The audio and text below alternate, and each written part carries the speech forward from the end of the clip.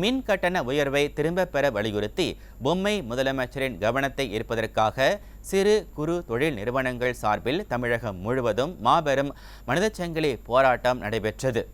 விடியா திமுக அரசு பொறுப்பேற்றதிலிருந்து பொம்மை முதலமைச்சர் ஸ்டாலின் அத்தியாவசிய பொருட்களின் விலைகளிலிருந்து அனைத்தையும் அதிகரித்துவிட்டதால் மக்கள் கடும் பொருளாதார நெருக்கடியை சந்தித்து வருகின்றனர். அந்த வகையில் பரபரப்பான நேரத்தில் வழங்கப்படும் மின்சாரத்திற்கான கூடுதல் கட்டணம், சோலார் மின் பயன்பாட்டு கட்டணம் உள்ளிட்டவற்றை அறிவித்தது. பல்வேறு கட்ட போராட்டங்கள் நடத்தப்பட்ட போது விடியா அரசு தற்போது வரை அவற்றை திரும்ப பெறாமல் அலட்சியமாக இருந்து வருகிறது.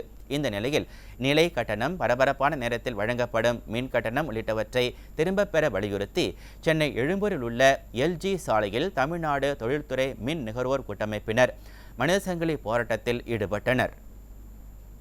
எங்களை ஊக்குவிக்கவும் வேணாம், ஒன்றும் வேணாம். நாங்கள் தொழிலை நிம்மதியாக செய்யறதுக்கு அனுமதி கொடுத்தா போதும். இந்த மாதிரி சூரிய ஒளியிலிருந்து நாங்கள் எடுத்து செய்யறதுக்கு கூட சார்ஜ் போடுவோன்னு சொல்கிறது அது எப்படின்றதே எங்களுக்கு புரியல. இதெல்லாம் அதிகாரிகள் கொடுக்கக்கூடிய ஆலோசனை. அந்த ஆலோசனையை ஏற்று அரசு செயல்படுவது வருத்தப்பட வேண்டிய விஷயம்.